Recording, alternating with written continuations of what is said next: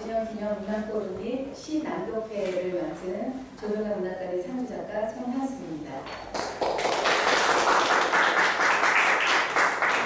지금부터 조병환 시인 탄생 배준영 기념 문학포럼을 유성호 교수님과 홍용희 선생님을 모시고 시작하겠습니다.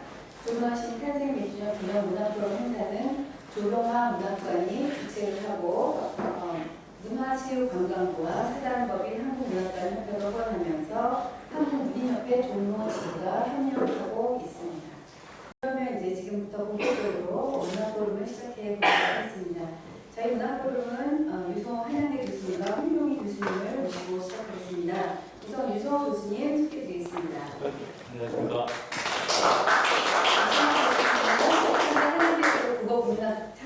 국어국문 창작학과 교수님이시고요. 선생님은 연세대학교 국문과 및 동대학원을 졸업하셨습니다. 저서로는 사전의 건축술, 단정한 기술들의 다수가 있습니다.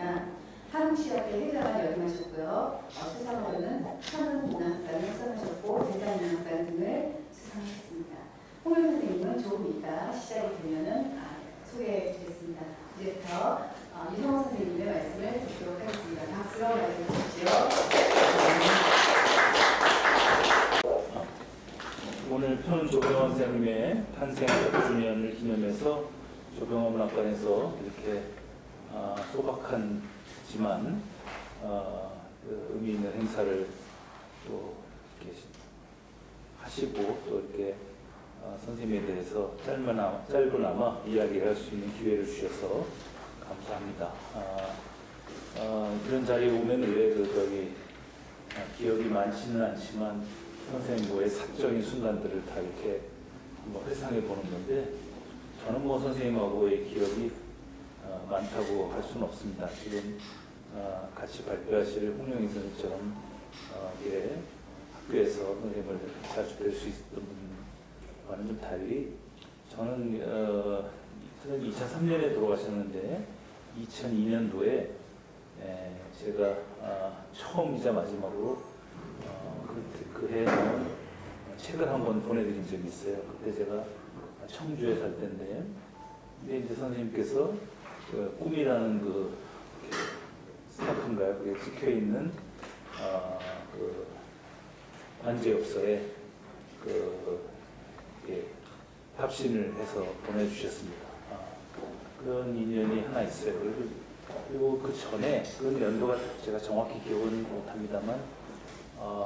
대한민국 예술원에서 예술원 창립 몇 주년을 기념해서 당시 예술원 역대 회원들의 문학 세계를 한 권의 책으로 정리하자. 그래서 여러 대학에서 공부하는 사람들에게 한 분씩 이렇게 짝을 맺어줘서 쓰게 했어요. 근데 제가 원한 건 아니었는데 제게 조병환 선생님이 할당됐습니다. 그래서 전화를 드리고 이렇게 한번 그래도 뵈야 될 것 같아서 아까 우리 김용 선생님 반장님이 계셨나요? 2층에 제 기억으로는 그때 편은제라고 기억이 나는데요. 그렇게 쓰셨던 거에 이제 2층에 선생님하고 그렇게 길지 않았지만 인터뷰를 했던 기억이 있습니다. 그건 처음 뵀던 것이고 처음이자 마지막으로 이렇게 엽서를 한 장 봐준 기억이 전부죠, 사실은. 그리고 이제 그 이듬해 돌아가셔서 사실 더 뵐 기회가 없었습니다. 그리고는 이제 아드님과 며느님이 행사하실 때마다 가끔씩 이 종로에 와서 지난번에는 아마 조병환 선생님의 낱낱 시집을 이렇게 한 권씩 이렇게 읽어가는 프로그램에서 제가 제 40, 20시집 시간의 속도라고 하는 것을 발표한 적이 있습니다. 그리고 이번 제가 시작이라는 잡지의 보모에 조병환 선생님 탄생 100주년을 기리묘하는 걸 한번 쓴 적이 있고요. 그래서 이렇게 계속 인연이 이어져 가는 듯한 간열이지만 그래도 계속 이어지는 듯한 느낌을 가진다는 터에 오늘 이렇게 중요한 발표를 하게 되어서 이렇게 생각하고 또 부담이 적지 않습니다. 이렇게 시기적으로 워낙 오랫동안 활동하셨고 내신 시집들이 뭐 당대로서는 뭐 가장 많으시기도 하고 그래서 요해하기라는 수는 쉽지 않지만 전반기는 제가 맡고 후반기는 이제 홍명희 선생님이 맡아줘가지고 이렇게 개요를 이렇게 말씀드리는 걸로 발표가 이루어질 것 같습니다. 현은 조병화 선생의 탄생 100주년을 맞는 2021년에 선생님을 생각하건대 두 가지 정도를 제가 앞에다 좀 썼습니다. 하나는 선생님이 1950년대에 그 시 활동을 하셨던 분 중에 많은 분들이 사실 50년대적 인물로 그쳤습니다.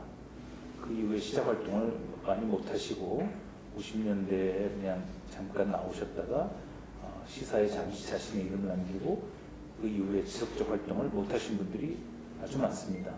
그에 비해서 50년대에 시작을 했지만 꾸준히 작품 발표를 해서 말년까지 일종의 어떤 균질적인 시적 활동을 하신 분으로 조병화 선생을 기억할 수 있을 것 같습니다. 지금도 계신 그 김남조 선생님이 이제 여성으로서 그런 세계를 이제 지속적으로 보여주었다면 조병화 선생님은 더 많은 결과들을 산출하면서 균질적인 해방 후에 새 시인으로 기록되는 것 같습니다. 또 하나는 이제 50년대 시인들 중에 가장 대중적 인지도가 높은 시인입니다.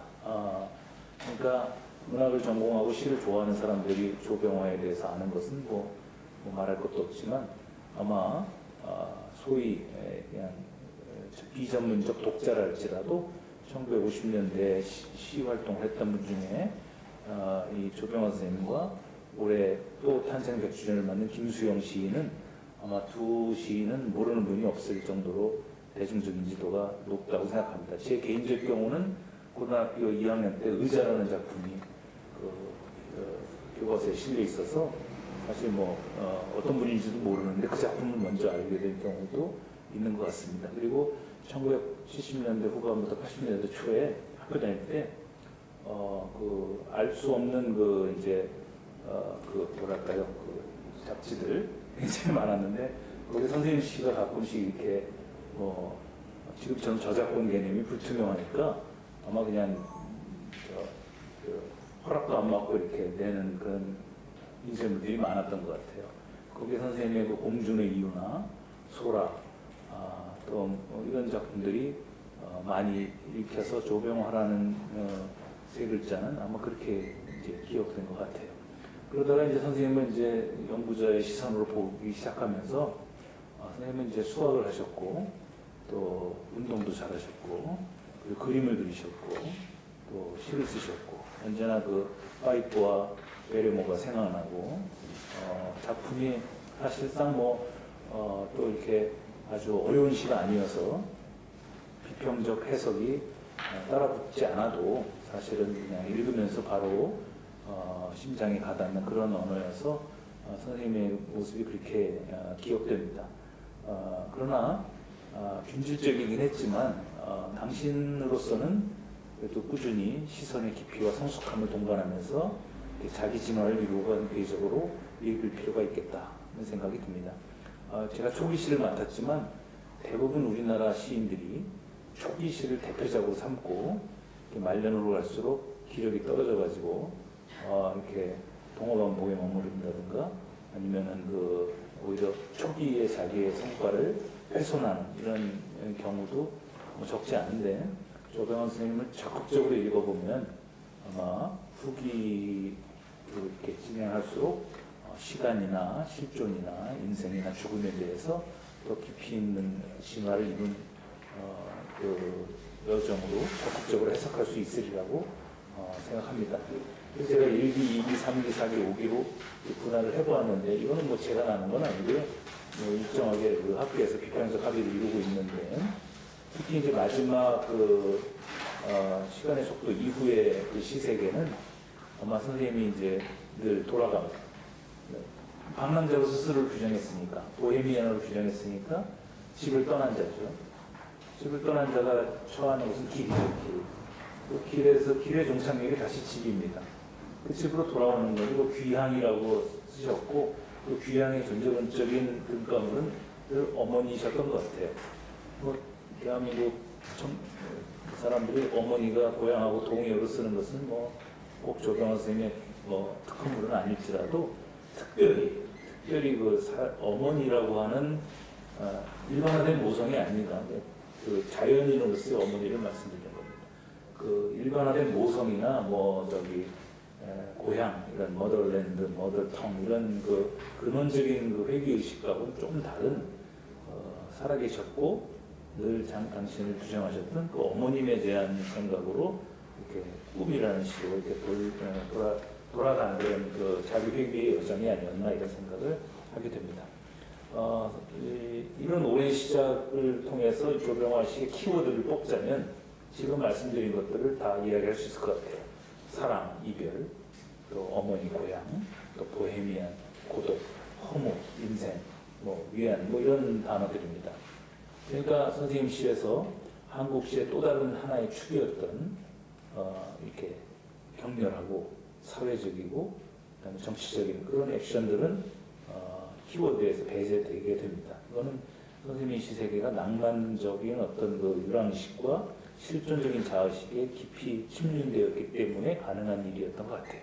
그래서 전쟁이나 혁명이나 또 뭐 여러 가지 사회적인 그 위기 국면 그리고 또 뭐 한국 근대사라는 게 워낙 험난했으니까 그런 것들이 직접적인 기표가 들어오는 사례는 아주 극히 드물고 언제나 후면에 배경으로 밀려 있고 선생님은 그 안에서 느끼는 어떤 철학적인 인생론이랄까 실존적인 위안의 세계를 노래하신 시인입니다.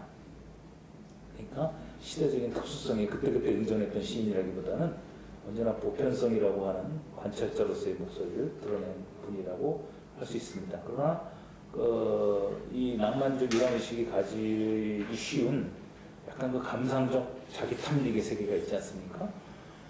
독자를 울리지 않고 자기가 먼저 본다거나 그 시 안에서 너무 청승 또 시 안에서 뭐 지나친 눈물 또 시 안에서 뭐 그럴 수 있지 않습니까? 그 슬픔을 선제화하는 방식인데 그런 방식은 아주 적극적으로 경계했던 분이기도 합니다.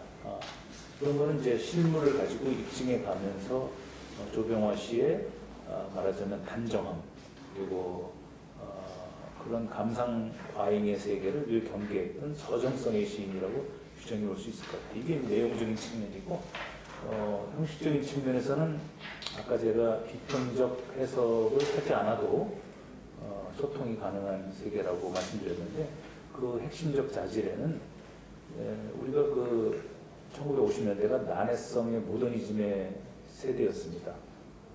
소설에서는 장용학이나 이렇게 어려운 소설이 이렇게 하나의 시대 첨단으로 등장하기도 했고 1950년대 그 말하자면 모더니스트들 김기림 이후에 한국의 모더니스트들이 신시론이라는 동인을 결성하고 나중에 이제 전쟁 중에는 후반기라는 동인으로 개칭을 하려다가 후반기 동인 때는 이제 책을 못 내죠.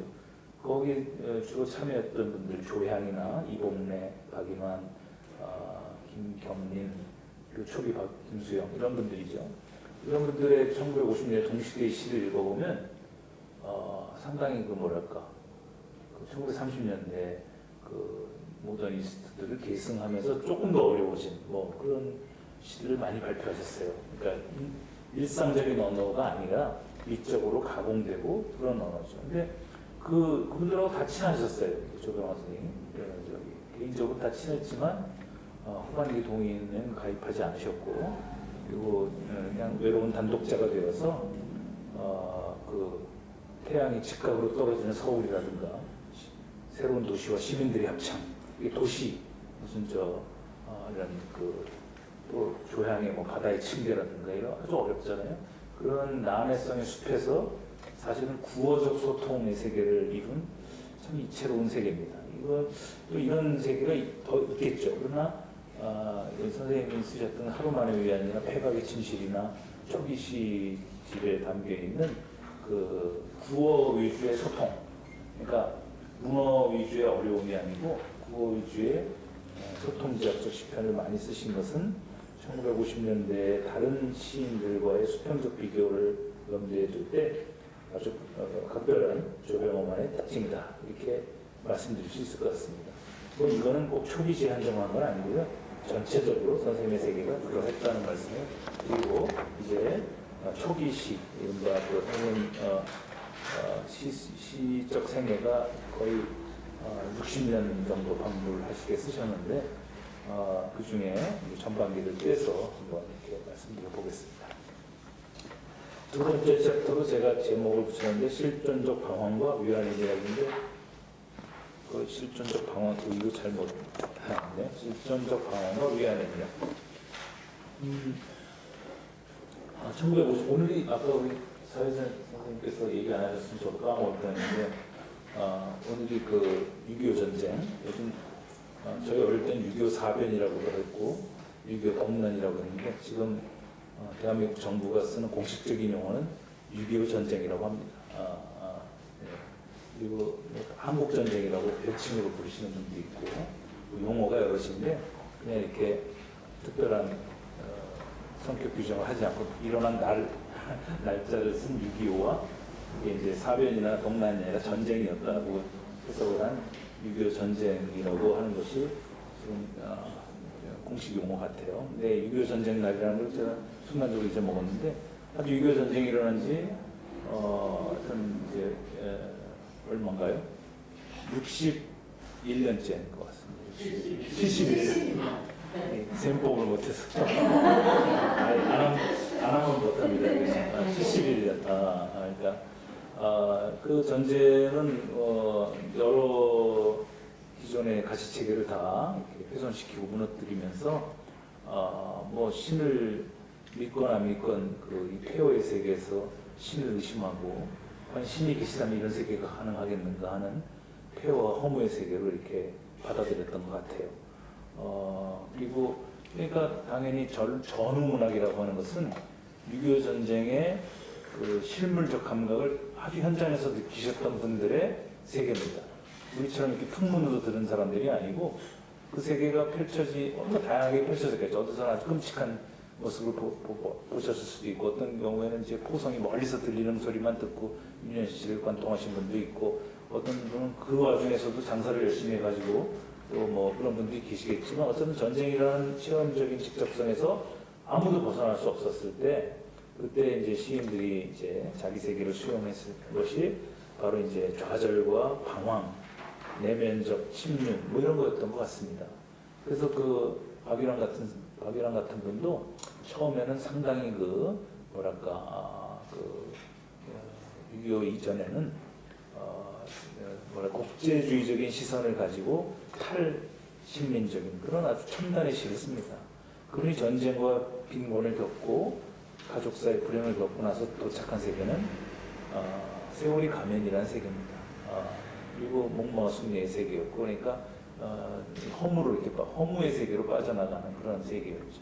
그러니까 다 그 허무와 실존이라는 그 20대 청년들이 그 단어를 뭘 알았겠습니까?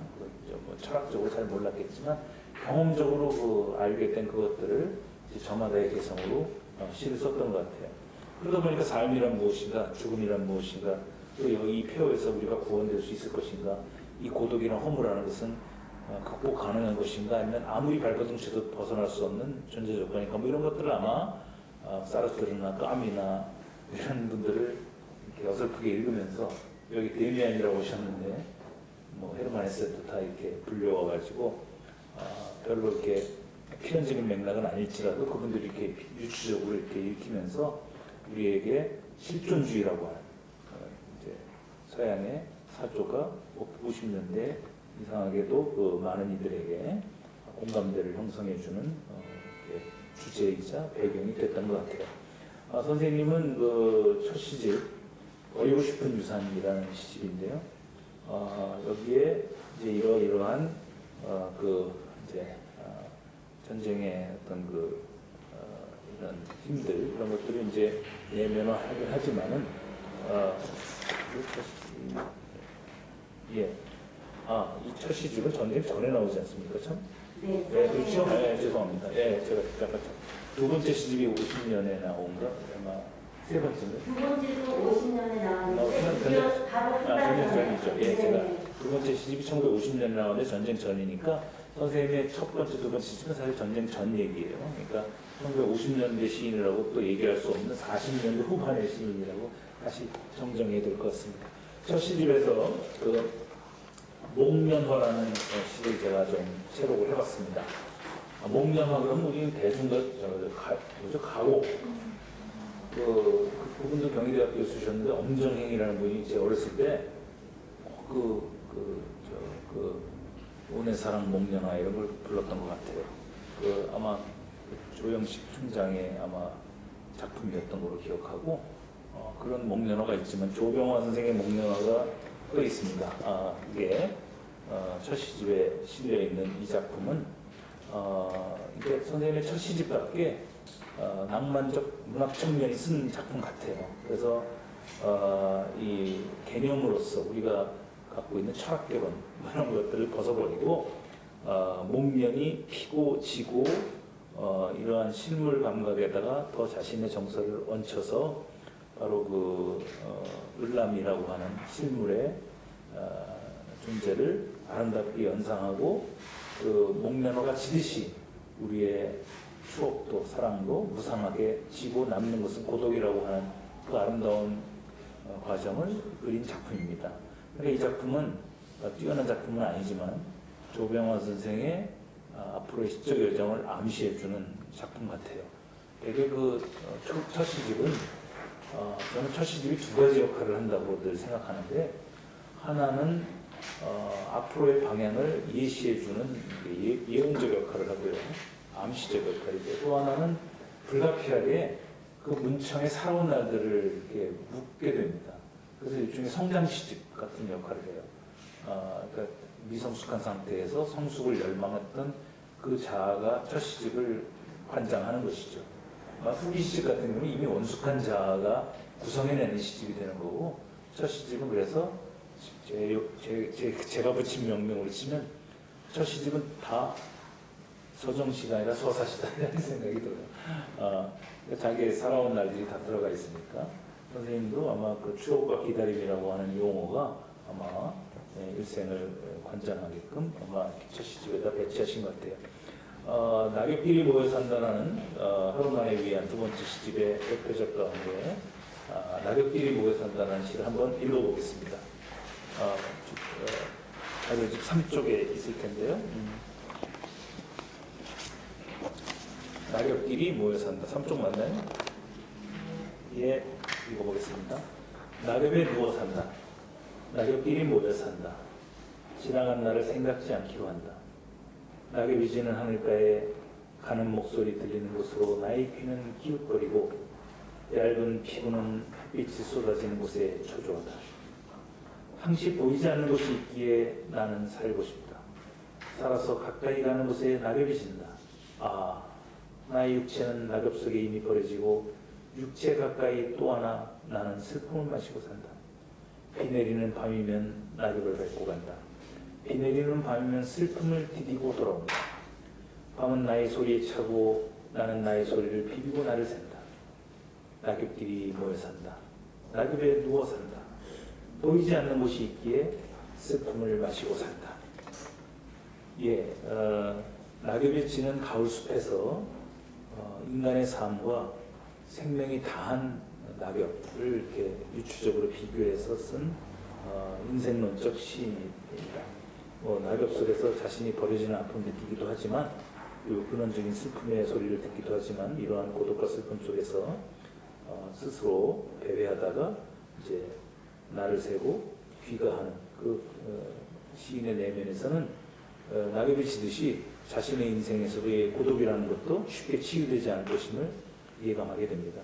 그래서 이 시는 낙엽의 죽음이 깔린 가을숲을 걸으면서 항시 보이지 않는 곳, 이 인비저블 월드, 그러니까 보이지 않는 것, 그게 뭐 죽음의 세계일 수도 있고, 또 우리의 직관이나 이성으로 파악할 수 없는 어떤 근원적인, 또 시간으로 치면 시원의 세계일 수도 있고, 이런 것들에 자기가 기대면서 삶을 제가 보기엔 허무나 고독이나 이런 방랑이나 이런 단어가 효용론적 차원에서 보면 쓸데없는 시간 낭비잖아요. 근데 인생론에서 보면은 그게 이제 생을 역설적으로 긍정하는 생성의 세계인 것이죠. 그래서 선생님이 고독과 허무의 터널을 지나서 생을 긍정해가는 그런 마음을 담은 시가 아닌가 해서 같이 한번 읽어보았습니다. 그 다음에 이제 하루만의 위안, 이 작품도 뭐 선생님의 대표작으로 운이 되는 작품입니다. 한 편을 읽었으면 이 작품을 읽었어야 되는데 좀 시간이 많지 않아서 그래도 선생님 초기작이고 하루만의 위안, 그리고 이 위안이라는 단어가 있습니다. 위안. 저는 이 위안이라는 단어를 한국시에서 어디서 처음 봤냐면 윤동주에서 처음 봤습니다. 등불을 밝혀 어둠을 조금 내몰고 시대처럼 올 아침을 기다리는 최후의 날, 나는 나에게 적은 손을 내밀어 눈물과 위안으로 잡는 최초의 악수. 그게 1942년 6월 3일 동경立교대학 하숙집에서 썼던 쉽게 쓰여진 시의 마지막 구절이에요. 어떻게 눈물과 위안으로 잡는 최초의 악수라는 걸 24살짜리가 쓸 수 있었을까? 원래 24살짜리는 희망과 다짐으로 잡아요. 손을 잡을 때. 근데 어떻게 위안이라는 단어를 쓸 수 있었을까? 저 어린 사람이. 그러면서 제가 깜짝 놀랄 때가 많아요. 지금도 그 단어에서는 좀 놀랄 때가 많습니다. 그래서 한번 위로라는 시도 있는데, 그러니까 위안한다. 누군가를 위안한다는 것은 이쪽이 추리하지 않고는 불가능한 행위잖아요. 물론 스스로가 스스로에게 위안을 건네니까 윤동주는 위안을 건네는 존재이자 위안을 받는 존재로 자신을 동시적으로 쓴 거예요. 그때 위안이라는 단어의 어떤 그 가지는 무게가 있었습니다. 그리고 그 시간적으로는 딱 8년 후에 조병원 선생이 시집 제목으로 위안을 처음 씁니다. 위안. 지금 우리 대중가요 또는 영화 보면서 위안을 느끼는데 그 시로서는 윤동주의 위안이 있고 조병화의 위안이 있겠다 이런 생각을 제가 하게 됐죠. 한번 하루만의 위안 읽어보겠습니다. 잊어버려야만 한다. 진정 잊어버려야만 한다. 오고 가는 먼 길가에서 인사 없이 헤어진 지금은 그 누구던가 그 사람으로 잊어버려야만 한다. 온 생명은 모두 흘러가는 데 있고 흘러가는 한 줄기 속에 나도 또 하나 작은 비둘기 가슴을 비벼대며 밀려가야만 한다. 눈을 감으면 나와 가까운 어느 자리에 쌀꽃이 마구 핀 잔디밭이 있어. 잔디밭에 누워 마지막 하늘을 바라보는 내 그날이 온다.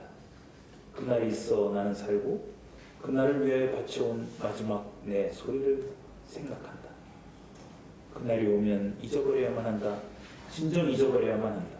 오고 가는 먼 길가에서 인사 없이 헤어진 지금은 그 누구던가 그 사람으로 잊어버려야만 한다.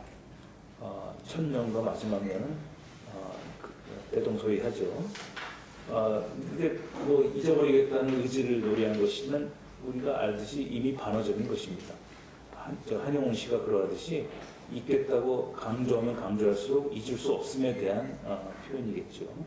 이 오고 가는 먼 길가에서 인사도 없이 헤어진 누군가를 떠올리지만 그가 시인의 생애를 규정하고 규율했던 상처의 진원지이자 사랑의 귀속처임을 노래하는 시입니다. 그리고 우리 모두가 그 마지막 소리는 뭐 비명일 수도 있고 신음일 수도 있고 아무 소리 없는 침묵일 수도 있는데 아까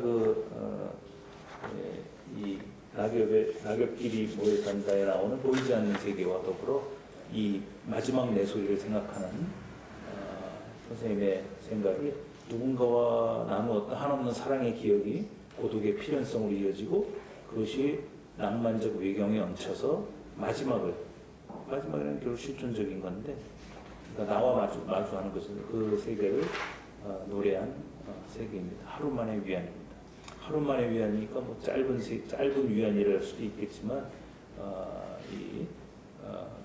먼 길가에서 만나서 인사도 없이 헤어진 그 순간의 세계를 함구하는 그 선생님의 초기 시의 대표작이라고 할 수 있겠습니다. 그래서 낙엽길이 모여 산다고 하루만의 위안은 아까 말씀드렸듯이 전쟁 전에 쓰여진 선생님의 수작이라고 생각합니다. 3장으로 넘어오면 이제 선생님의 아까 말씀드린 대표작 그 의자라는 작품을 한번 같이 나눠보도록 하겠습니다. 사실 이 선생님 철학개론을 구성하고 공명을 취하셨지만 선생님 세계를 또 철학이라는 단어가 떼놓을 수도 없을 것 같아요. 본인은 자연과학을 하셨지만 이제 자연과학이 세계가 있고 미술처럼 순수 예술의 세계가 있고 시처럼 의미 예술이 있는 이 트라이앵글이 조경화를 구성했던 세 개의 축 같습니다. 근데 그 세 개의 축이 이제 어떤 때는 시로, 어떤 때는 이제 그림으로, 어떤 때는 이제 선생님의 다른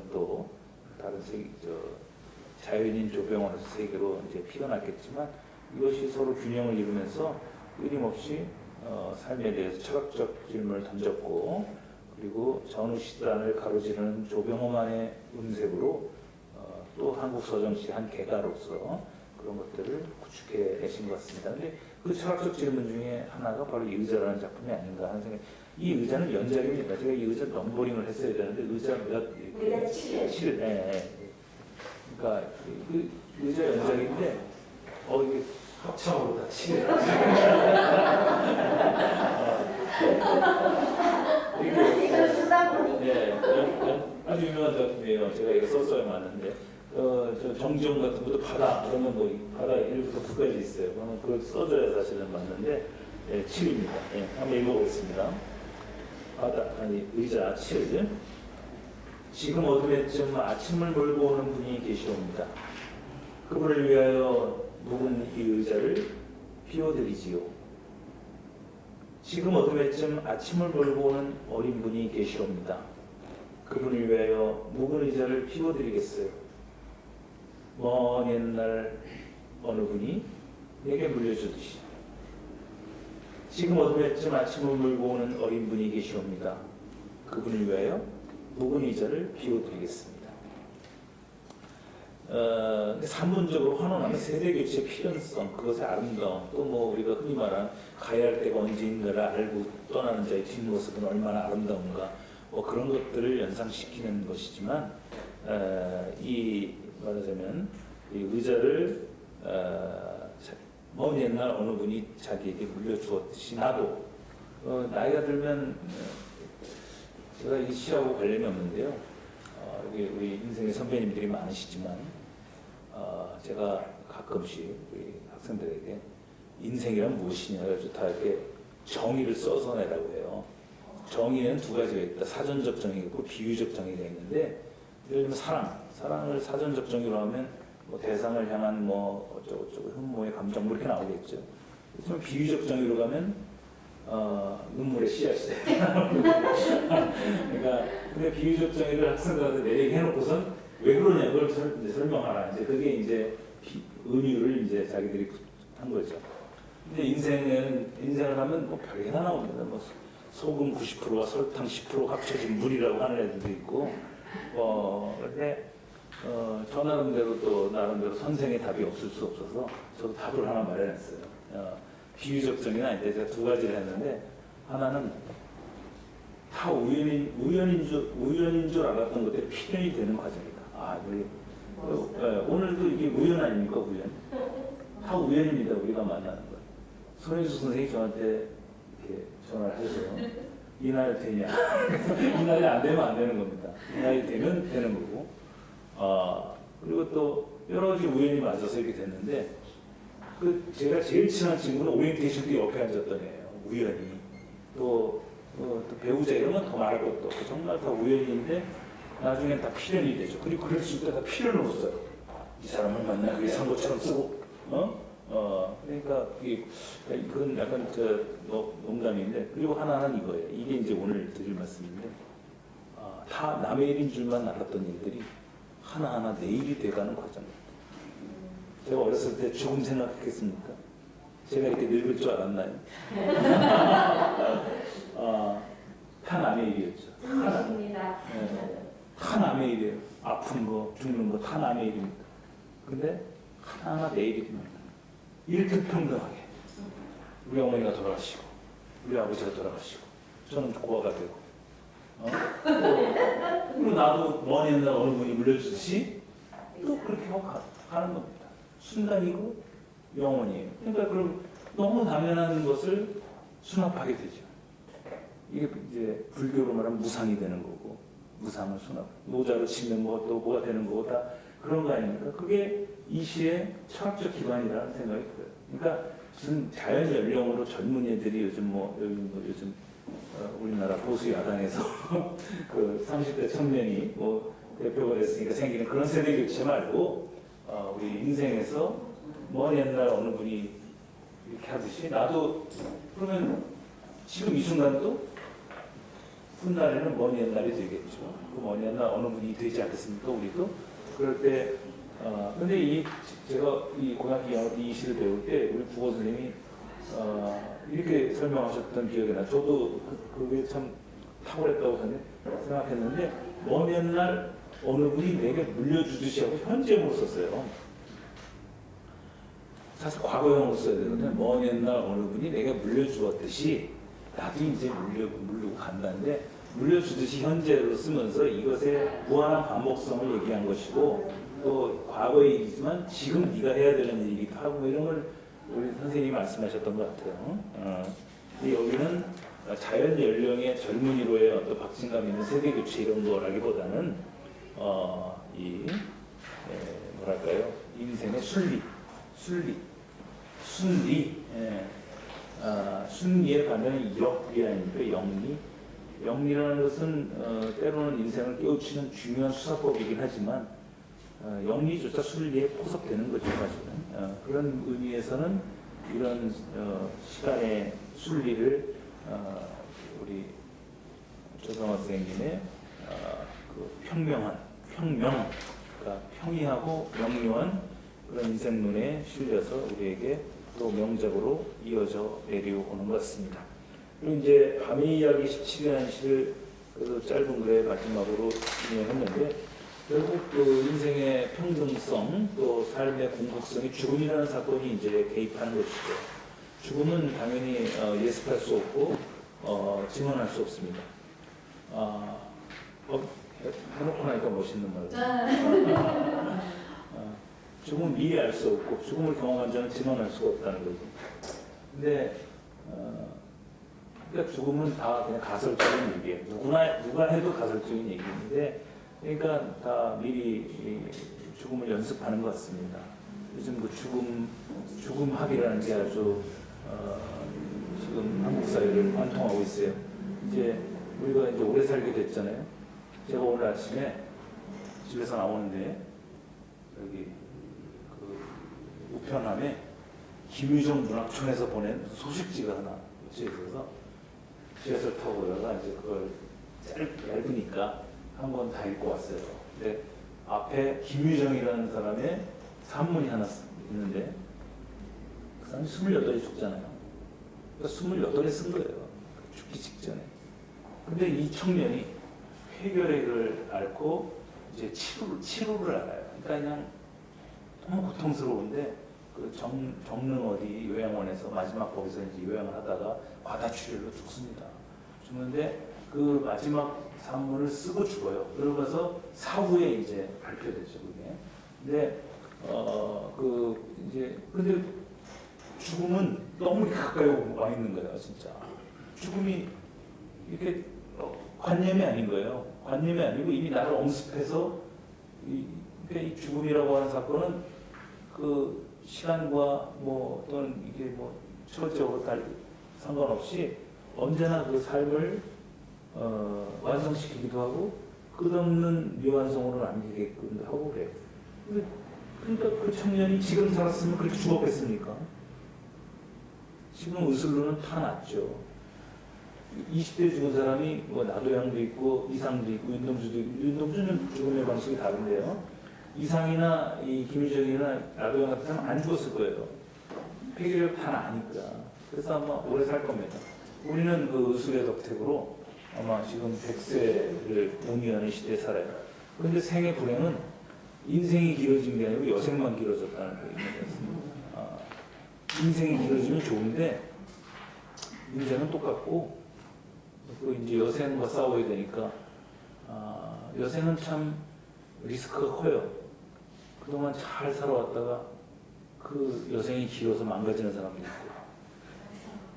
좋은 아버지로 기억될 만한 사람이 오래 살아서 환매를 던져주고 가는 수도 있고, 옛날에 우리 어머니 아버지가 그리운 건요, 그분들이 살만하시니까 돌아가셔서 그래요.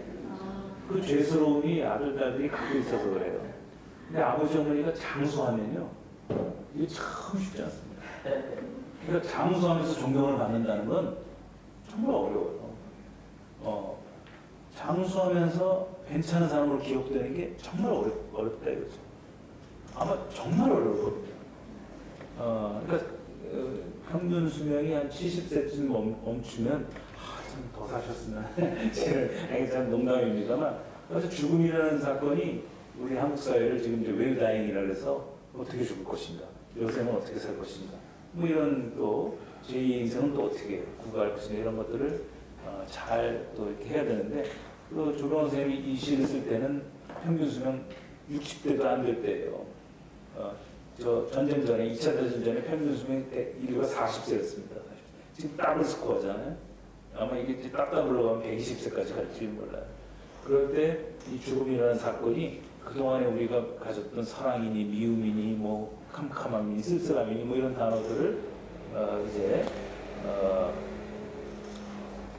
실은 질주를 해가면서 죽음에 가닿는 건데, 선생님의 시색에 죽음의 성찰도 놓여 있다는 신뢰로 그냥 들어보았습니다. 그래서 낭만적 보헤미안에 사랑과 이별과 위안이 있고, 또 실존적인 시간의 순리가 있고, 시간의 순리의 마지막에 죽음이라는 사건에 대한 예감이 있어서, 이것들 근데 이거를 뭐 넘어서거나 초월하거나 종교적으로 뭐 이렇게 신에게 의탁하거나 그러지 않으셨고, 낭만적인 어떤 자기 고독 속에서 그냥 이렇게 품고 넘어가신 것 같습니다. 이게 조병원 씨의 외연이라고 할 수 있겠습니다. 그리고 이제 그 죽음과 어머니께서 물려주신 그 노자를 갖고 생을 사셨다는 비유에서 어머니와 그 죽음을 통해서 영혼의 영생을 취하는 귀속초로서는 이제 등가가 되는 것이죠. 그러니까 어머니는 조병원에게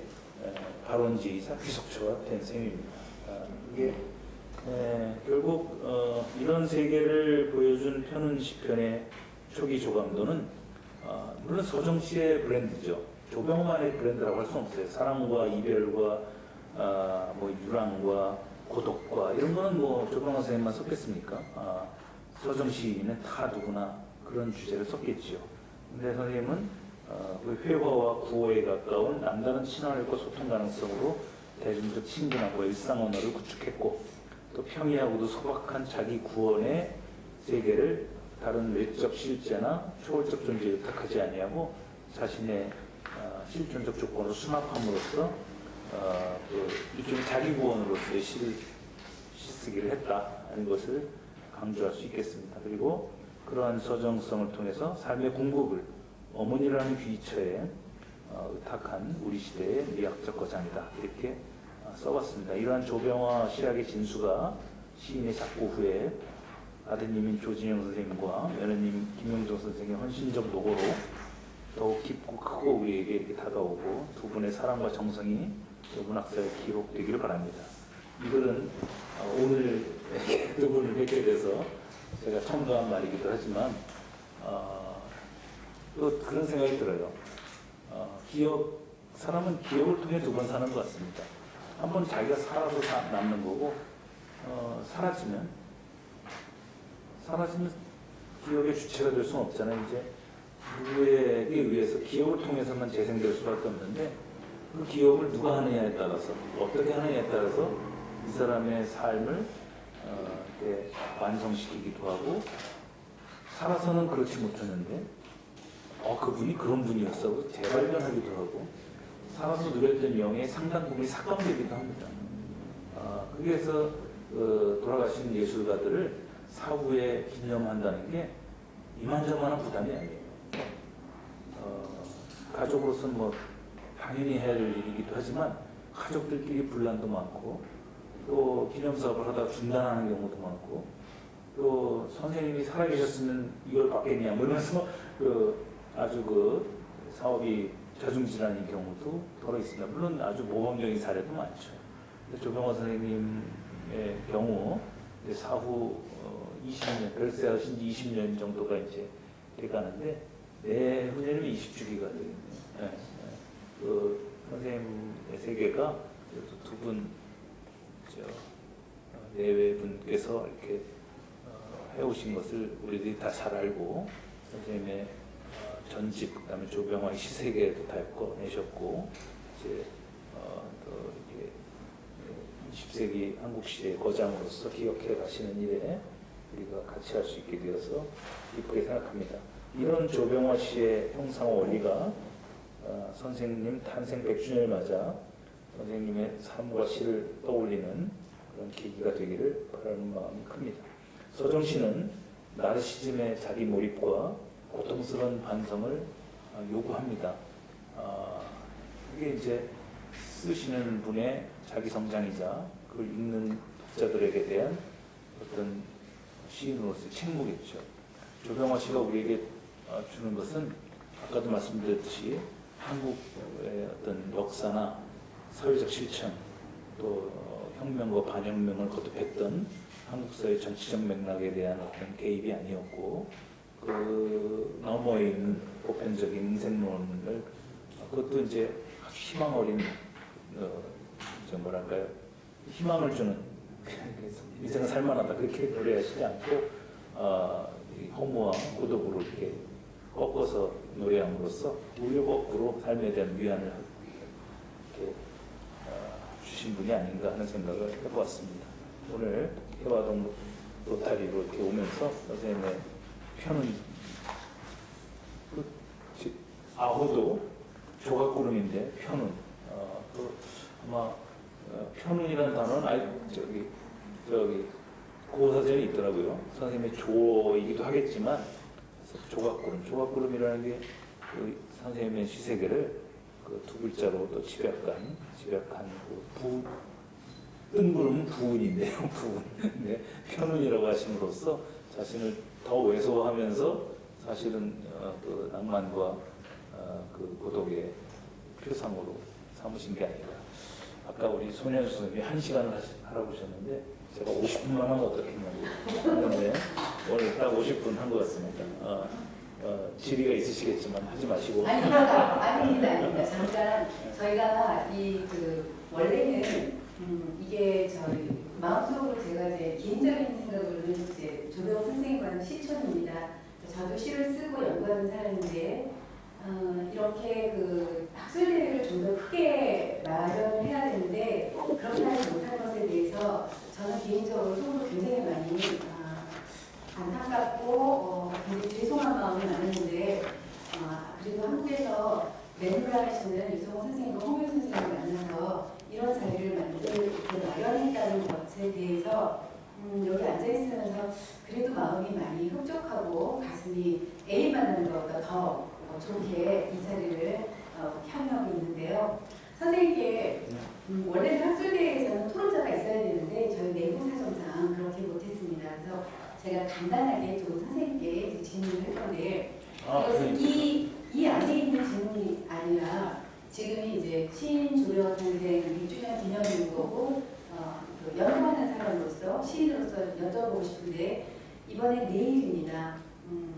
이제 지금 선생님께도 처음 말씀드리고 관장님께도 처음 말씀드리는데 유성호 선생님이 발의를 하셔서 한국시학회라는 곳에서 조병화 선생 탄생 100주년 기념 그 문화 포럼을 해요. 근데 제가 이것을 그냥 사사롭게 말씀을 드리기에는 좀 너무 벅차서 말씀을 못 드렸었는데 학술대회에서 모든 학자들이 그렇게 크게 모여서 학술대회를 하는 것은 사실은 처음입니다. 조병화 선생님은 그렇게 크게 비추고 그런데 김수영과 김종삼과 그리고 보통 다른 사람 하나씩 끼고 또 사람 한 사람씩 끼고 이렇게 해서 돌아가면서 하는데 이번에는 김수영과 김종삼과 조병화 선생님을 하고 내일 3시에 한국시학회에서 열립니다. 그런데 이제 그것을 선생님께서 발의를 하셨는데 그냥 거기에 대해서 간단하게 왜 세 분을 또뭐 여러분 다 아시겠지만 그래도 그것을 발의를 하신 분으로서 또 지난 시학회 회장님으로서 그렇게 왜 하셨는지에 대해서 간단하게 우리가 듣고 넘어가는 것도 의미가 있다고 생각을 해서 한번 여쭤봅니다. 예. 아쉽게도 이제 온라인으로 하게 됐죠. 모여서 하기는 대학에서 대관 자체를 안 합니다. 지금 외부 행사는 거의 제로, 단 한 건도 안 하는 것 같아요. 그래서 그 지금 회장님은 이제 고려대학교의 오영엽 교수신데 아마 고대에서도 아마 그러지 못했고 또 청중이 모이는데 난점이 있어서 그리고 이제 발표자는 모두 세 분 시인 다 이렇게 젊은 분들이 하세요. 근데 저희만 해도 저기 발표자를 부르지 않습니다.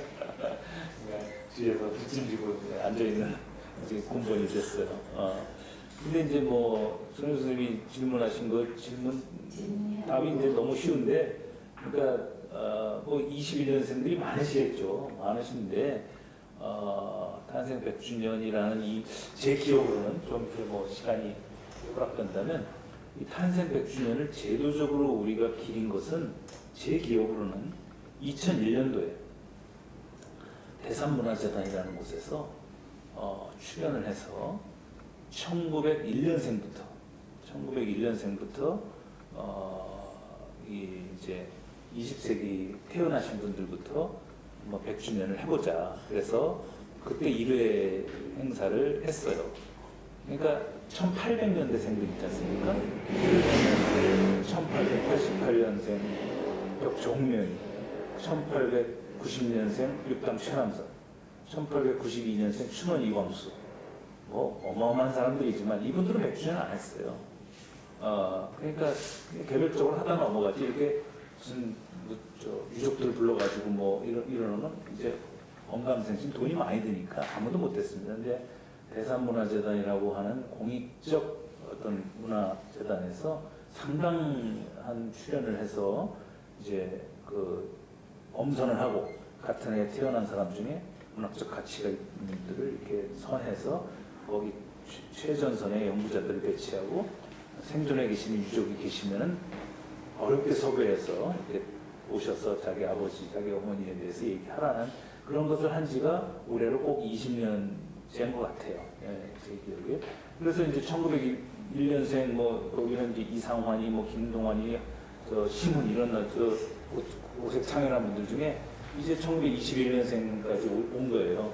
그래서 올해 태어나신 21년생 중에 저희가 이제 그래도 학술대회에 준해서 좀 이렇게 연구해 볼 만한 가치가 있는 분을 이렇게 한번 토론을 해본 결과 조금 전에 말씀드린 조병환 선생님, 그 다음에 김수영 선생, 그 다음에 김종삼 선생, 이렇게 세 분 시인이 제가 보기엔 세 분이요 1921년생이라는 것 빼고는 공통점이 없어요.